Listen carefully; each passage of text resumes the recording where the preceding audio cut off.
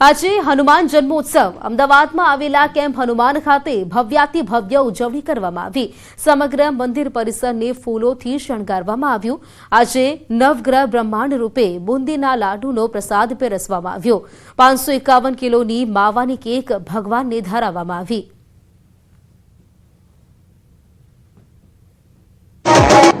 શનિવારનો દિવસ અને ચૈત્રી સુદ પૂનમ એટલે કે હનુમાનજીનો જન્મોત્સવ અને આપ જોઈ રહ્યા છો કે મોટી સંખ્યાની અંદર લોકોની ભીડ જોવા મળી રહી છે કે જ્યાં હૈયુંથી હૈયું દળાય તેટલી ભીડ ગુજરાતભરમાંથી લોકો છે તે અમદાવાદના શાહીબાગ વિસ્તારમાં આવેલા કેમ્પ હનુમાન મંદિર ખાતે આવ્યા છે। આ વિશેષ પ્રકારે ખાસ કરીને ભગવાનની પૂજા અર્ચના પણ કરવામાં આવી છે। 551 કિલોનો માવાનો કેક છે તે આજે ભગવાનને પ્રસાદ સ્વરૂપે ખાસ કરીને ધરાવવામાં આવ્યો છે જે ભક્તોને પણ આપવામાં આવશે। આપ જોઈ રહ્યા છો કે તમામ જે અલંકારો અને તેની સાથે ખાસ કરીને ભગવાનને અતિ સુશોભિત ફૂલોથી ખાસ કરીને શૃંગાર કરવામાં આવ્યા છે અને તેમાં પણ અહીં મંદિર પરિસરની અંદર જે પ્રકારે શૃંગાર કરવામાં આવ્યો છે। જન્મોત્સવ ભવ્યાથી ભવ્ય તેની ઉજવણી થઈ રહી છે અને રાતના મોડી રાત સુધી લગભગ 12 વાગ્યા સુધી મંદિર ખુલ્લું રહેશે। તમામ ભક્તો દર્શન કરી શકે એ પ્રકારે અહીં વ્યવસ્થા ગોઠવવામાં આવી છે। કેમેરા પર્સન નિલેશ સોસા સાથે દીપિકા કુમાર, ન્યૂઝ 18 ગુજરાતી, અમદાવાદ।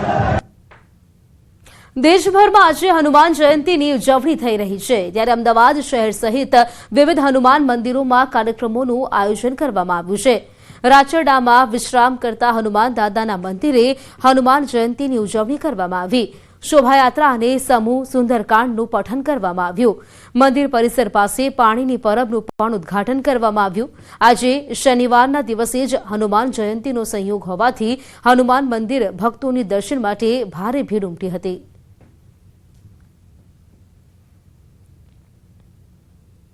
નીમ કરોલી બાબાના આશીર્વાદથી 6 મહિના પહેલાં આ રાચડામાં ભવ્ય દિવ્ય એવું હનુમાનજીનું મંદિર ભારતનું ચોથું એવું મંદિર છે જ્યાં હનુમાનજી વિશ્રામ કરતાની અવસ્થામાં છે।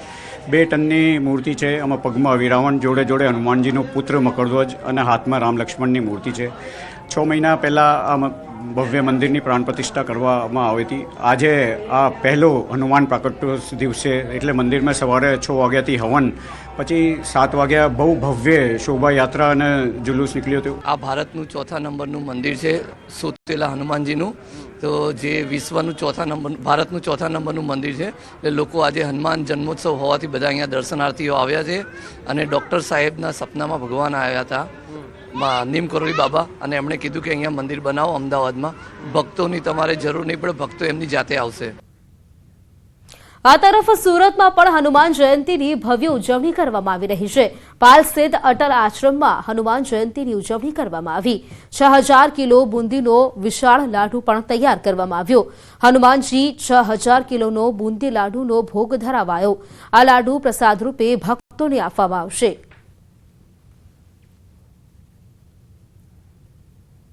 આજે ખૂબ જ ધન્ય થયા છીએ।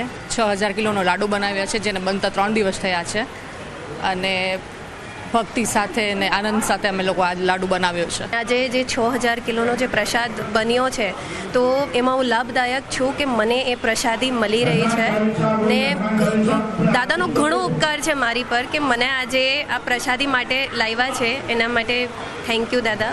અટલ આશ્રમ હનુમાનજી મંદિર 1977માં હનુમાનજીની સ્થાપના થઈ અને આજે 50 વર્ષ પૂર્ણ થયા હોય। 2004થી આ લાડુની 551 કેજીથી શરૂ કરી અને આજે વધતા 6000 કિલોનો એક લાડુ એવો આ પ્રસાદ થઈ રહ્યો, વિતરણ થશે। હમણાં એમની પૂજા થશે અને સાથે 25થી 30,000 માણસો ભોજન પ્રસાદ લઈ શકે એવી વ્યવસ્થા કરવામાં આવી છે। આપણે બધા ભાગ્યશાળી છીએ। રઘુકુળને ઋણી રાખનારા એવા હનુમાનજી મહારાજ વાનર હોવા છતાં ભગવાને એમને હૃદય લગાવ્યા, એવોની આજે જન્મ જયંતિ મનાવી રહ્યા હોય ત્યારે આપણે બધા સાથે મળીને એમના આશીર્વાદ પ્રાપ્ત કરીએ। હનુમાન જયંતીના પાવન પર્વ પર ભાઈ શ્રી રમેશભાઈ ઓઝાએ દેશવાસીઓને હનુમાન જયંતીની શુભેચ્છાઓ પાઠવી। સાથે જ હનુમાન જયંતીને લઈને વિશેષ સંદેશ પણ આપ્યો।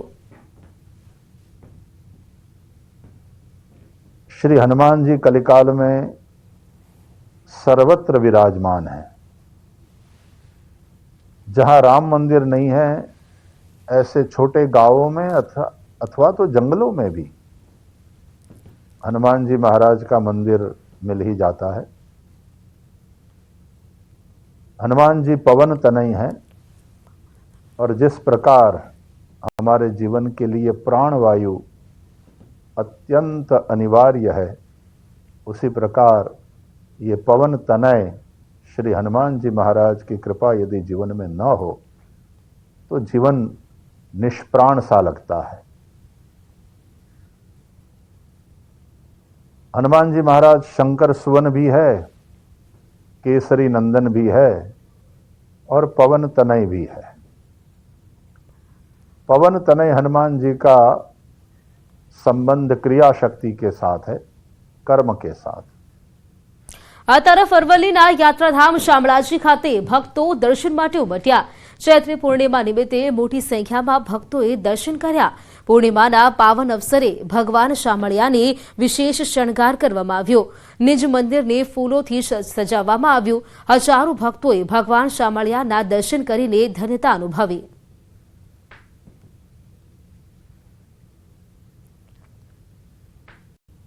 આ તરફ અંબાજીમાં પણ આજે ચૈત્રી સુદ પૂર્ણિમાની ઉજવણી કરવામાં આવી રહી છે। પૂનમને લઈને અંબાજી મંદિરમાં શ્રદ્ધાળુઓની ભારે ભીડ જોવા મળી। વહેલી સવારથી જ મંદિર બહાર ભક્તોની લાંબી લાઈનો લાગી હતી। સવારે 6 વાગ્યે મોટી સંખ્યામાં શ્રદ્ધાળુઓએ મંગળા આરતીના દર્શન કર્યા હતા। ભાદરવી પૂનમ જેટલું જ મહત્વ હવે ચૈત્રી પૂનમનું પણ છે। શ્રદ્ધાળુઓ ચૈત્રી પૂનમે પોતાની બાધા માનતા પૂરી કરવા અંબાજી પહોંચે છે, ત્યારે આજે ચૈત્રી પૂનમની બાધાની પૂનમ પણ મનાવવામાં આવે છે।